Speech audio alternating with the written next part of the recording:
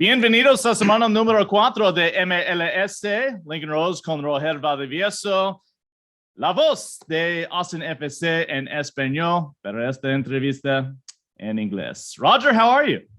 How you doing, Lincoln? It's great to be here with you. Yeah, fantastic. Of course, we have Seattle coming up on Sunday. That'll be in front of a national audience. Just wrapped up with Austin FC's first road swing out to Portland. But how excited are you to be back at Q2, feeding off that energy of 21,000 strong in Verde? Well, it's always wonderful. You know, I think it's a huge plus. It's a huge privilege for me to be able to call the games from Q2. It's unlike any other, venue where I've been able to call games. It's just a different energy. Fans are supporting the team 100%, no matter what the score is. And obviously that helps us along. I know it certainly helps you, during our broadcasts to keep the energy up there.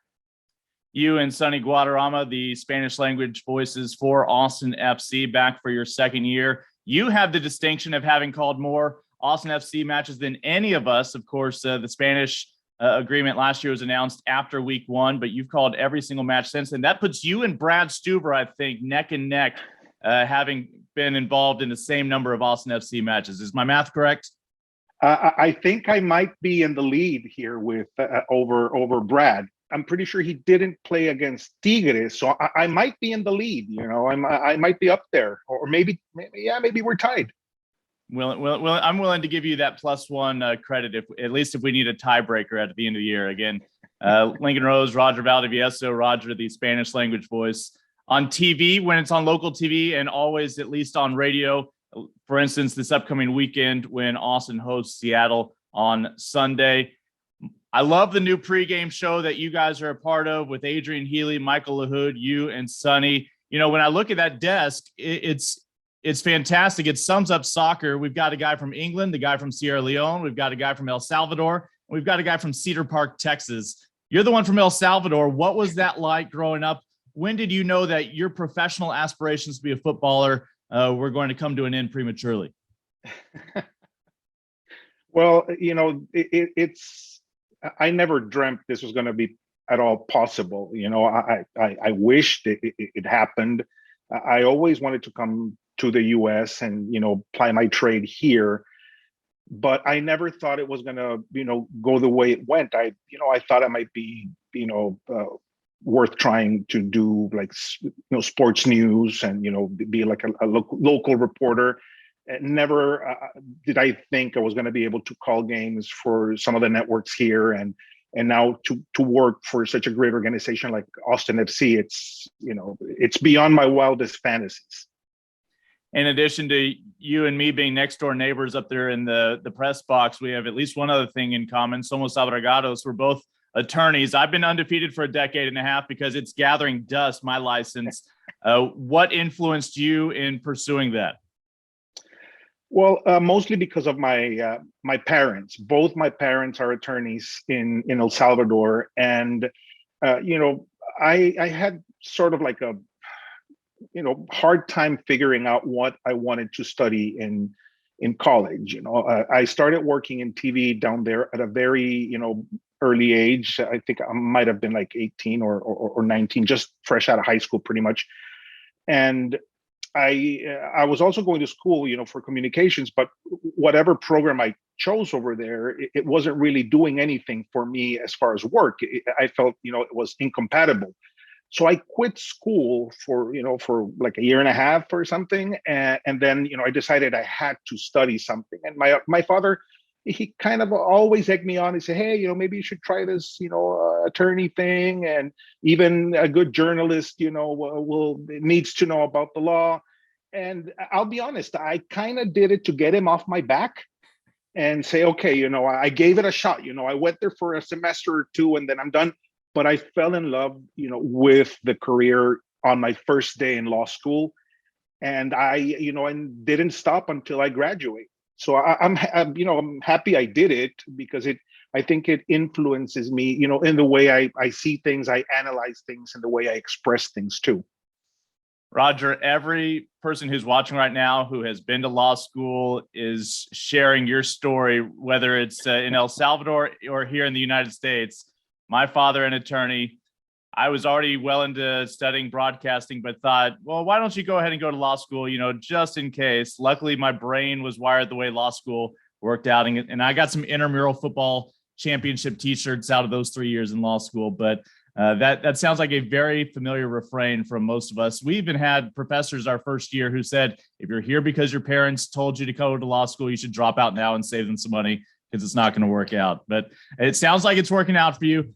But we'll stick to the broadcasting storyline the rest of the way here. What was your first taste of calling a live sporting event? A live sporting event, like in a venue, I think it might have been some Laker games back in what used to be called Staples Center when I was living in LA. I got hired by DirecTV Sports, who go out to Latin America, and they needed people to do some of the NBA finals. So I got to do some of that in sight, which was wonderful. I got to call the first Game 7 that the Lakers beat the Celtics in ever. Wow. So, of course, your career has spanned NBA, NFL, WNBA, Major League Baseball. Correct me if I'm wrong. I think the NHL is the only what we call major level sport here in the States you haven't called, but you have called ice hockey, a myriad of sports. You've done Olympics, college athletics. What has been the key to your versatility throughout your career? Well, I didn't start with football or soccer, if you will. I started doing the NBA, and actually the first games I ever called back in El Salvador were NFL games. And my older brother, he was really into sports. I wasn't too much into sports, but I kind of, like to spend time with him, and he was watching, and I would learn from what he would tell me from the stuff I would just take in over TV. And the first opportunity that I had was calling NFL games over there, and then they needed someone for the NBA, and okay, I can do that too. And everything just kept happening. I to be honest, I never thought I would call soccer matches at all. And my first soccer matches were actually in English for Fox. The person who hired me said, look, we have this project where we think you might fit in. We're going to be calling some games in English for the SAP. And I think you could do that. I'm me? And he had more faith in me than I ever had.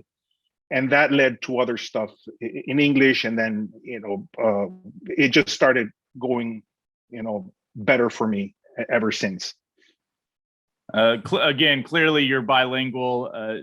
You've been able to call the sports in both languages, unlike some of us who just took the high school and middle school path through here in Austin, Texas, a little bit in college, and dabble a bit, but have forgotten more than we've learned along the way. But I remember this past year, you and Sonny not only calling Spanish for Austin FC, but you actually got to work in English language broadcast together, calling the college game. What was that like?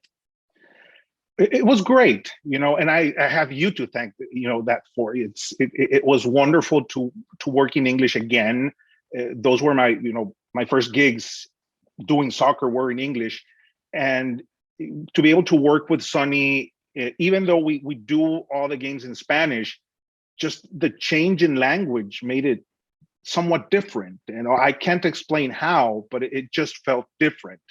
And see him with his commentary at a different language, at a different pace and everything, it was wonderful. And hopefully we can get to do it again.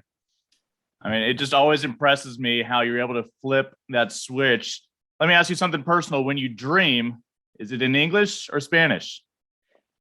I've been known to talk in my sleep. And, according to my mom, sometimes I would talk in English while I was dreaming. I don't know. I would need to ask my wife if I still do that, between my snoring. but I think it's mostly in Spanish. I think. I remember we were told once you start having dreams in another language, that's when you can actually call yourself bilingual. But again, obviously, that is such a credit to you being able to balance the two. Obviously, it's a reflection of so much of Austin FC's fan base, certainly, as so much of the culture, especially over there on the South End, is the blending and ability to communicate in multiple languages and connect with all corners of the 512. Again, Lincoln Rose, along with Roger Valdivieso, as coming up Seattle this weekend on Sunday. It will be a national game, so that means Roger and Sonny will slide to the radio call. For you, working with Sonny, TV to radio, how subtle is the difference in your acknowledgement that you're on radio as opposed to on TV? Well, it's a delicate balance because we do, even when we're on TV, we're also going out on radio. And it's something that I need to keep, in the back of my head to say, okay, maybe there's people who aren't seeing what I'm seeing, even if it's on TV. And I need to let them know without overbearing the people who are watching. And then on radio, and of course, this much better than I do. It's the biggest challenge of describing precisely what people aren't seeing. And I didn't really have too much of a radio background going into this job, so it's been a challenge to try to be more descriptive, and change the pace of my calls. It's different on TV. You get to be more laid back. You get to have like more silent spaces, let the game breathe. But those are some things that you just throw out the window during a radio broadcast. And I think it's a work in progress, but hopefully we're not doing it too badly. Well, you have been able to show off your goal call several times already this year, as you subscribe to, again, what we're familiar with growing up. Even before Andres Cantor was screaming goal until his lungs gave out, this predates him by decades if you look into it. What inspires you with the call? What are your nuances to a goal call? Well, the thing with the goal, as just going back to when I started doing, soccer, which was here in the US, my first games were in English, and I kind of felt that I had to conform to a certain image of the English speaking, announcers, where, they'll sometimes say, oh, it's in the back of the net, and that's it, And so I started doing that. And I got some like lousy feedback from, the higher ups. And they said, I mean, dude, you have to do better. It's otherwise you're on the way out. And, I said, okay, if I'm going to lose my job, I might as well just go out, on my own terms. And I changed, I started, doing the whole goal thing, even if it was, English broadcasts, and they liked it. So, the whole goal thing, I try to live my broadcasts with, the same passion that the fans are living it. And now, especially since, it's a broadcast, especially for Austin FC fans, I have to say, I'm biased in favor of Austin FC. And I normally will not yell goal if we get scored on, sorry, Portland, it's not going to happen. But the emotion that comes from, an Austin FC goal, especially last season where they were so few and far between, just to see one, it made me, super excited, and I just try to let it all go. Yeah, certainly it is therapeutic in a way, especially if there's been a drought, for the announcer and for the fan base to all come together and really celebrate in that moment. So again, Lincoln Rose, Roger Valdivieso. Roger, a lot of our sport is calling matches off monitors. What do you recall in your career growing up where it was your first taste of calling matches off monitors, and how far have we come in terms of technology? Wow. My first game was, I can almost pinpoint the date. might have been like October the 31st, 1994 or 5-ish. I can't recall the exact date right now. And it was a Pittsburgh Steelers game in a little, monitor in El Salvador. And I don't even think we had nat sounds coming through. So, and, from that time to now, it's like night and day. We didn't have HD TVs back then. Sometimes you kind of had to guess who had the ball. It was that bad. And just the access to information. I remember having to buy like the Sporting News season previews for the NFL to prepare for my seasons. There was no Google to say, okay, what was the last time the Steelers, won on a, Saturday night or whatever. It was much, tougher back then, and it was rewarding. You had to study quite a bit more because the information and the technology wasn't as handy. And obviously, to have it now, I think it makes our life much easier. But at the same time, it's a bigger responsibility because back then, if I said, the Dallas Cowboys have won 14 Super Bowls, and there was a probability that some of the people would buy it because, probably they did not have the access to that information over there. Whereas now, if I say something, someone can just like grab their phone and quickly Google it, and they'll know if I'm lying or not. You and I, of course, got to call quite a few remote calls even before the pandemic necessitated it. But I was amused over the past couple of years when some sportscasters were having to get their first taste of it, where, of course, if you look back to baseball on radio, the early days, there was no traveling to games. It was reading off a ticker tape. You had a block of wood and you might recreate some of the sounds. So we don't quite have it that tough on some of our broadcast coverage, but certainly glad whenever we are there in front of, quote, a live studio audience at Q2 Stadium. And what a difference that makes, feeding off that energy every single day that we show up. And now you get to really immerse yourself in that energy, going back to the new pregame show this year for a half hour before every local broadcast. You get to be right there pointing the microphone in Josh Wolf's face as soon as he arrives at Q2. How's that been so far? Well, he's been great. I kind of felt intimidated because I really had a chance to speak to Josh. How the whole COVID thing made it, kind of impossible for us to mingle with the coaching staff and the team. Couldn't even go to practices for, with all the protocols. And now just to watch him from the press conferences and him having, been a famous player and everything, I was like, how is this going to work out? But he's been great. He's been open, and I've been able to, to kind of humor him and say, hey, Josh, maybe sometime you're going to have to do this interview in Spanish with me. He's like, no. I can only speak enough Spanish to communicate with my players. I'm like, oh, come on, man. And so, I can't say we have any sort of, relationship or anything, but the banter's been good so far. And I'm happy, to be able to speak with him one-on-one. And that certainly helps me during my broadcast, just to have firsthand information as to what he's thinking before the game. Anything else different about year two for you on the broadcast side with Austin FC?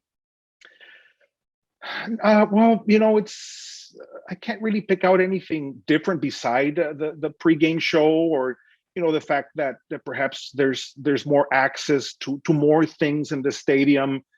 Now that we're trying to get past COVID, it's still here, but you wouldn't know it. But I think it's just a possibility to be closer to the team in that sense. To be able to come up to a player if possible, and and see what he's thinking, and just having a chat with him. I think those are the big differences. And the team, as an organization, I think they're growing. They're trying to do bigger and better things, more projects, and get us more involved in other things. So I think it's a matter of just doing better things and more things than we were able to do last year. It was a short off season. Did you have time to recharge your batteries? Not really. I know you But, have some young ones at home. Yeah, I have two kids and other gigs. It's strange. It kind of felt like we were gone forever, but then we were just there, and I don't know how to explain it. It was just it was just weird, and to come back and it's still cold. But I was happy to come back, and I was happy not to not have to wait as long as we normally would have. Yeah, I think everything you just said can be echoed by most of the fans who feel like they were just there for that victory against Sporting KC at the final match at Q2 Stadium last fall. And at the same time, they'd be okay if the offseason had been even shorter. We're going to probably pay for it next offseason when, of course, we wrap up early for the World Cup, and then we probably start on time a little bit later in March next year. And that's when we'll really test our patience of maybe a few more visits to the Verde store. Can you afford more visits to the Verde store? I know both of us are probably maxed out on all of our credits. We might start have to report some of this stuff to the IRS. I need to start a GoFundMe to be able to bankroll my Verde store visits. Yeah, they know me pretty well. Again, I'm pretty envious of your gear that you have on right now. But all right, so go ahead. It's great. This is great. I love this jacket, and I bought it when it was super hot and I couldn't wear it for the longest time. So, with Texas weather being, what it is, I'm trying to, use it as much as I can. All right, let's step away from Major League Soccer for a moment, far from the only soccer you've called. Let me see if folks recognize any of these leagues: English Premier League, UEFA Champions League, Serie A, La Liga, Bundesliga. What has that experience been like? What are some of the big moments that you'll always be able to point to and say, I got to be a part of that? Wow. The one thing that pops into my head right now, is League On.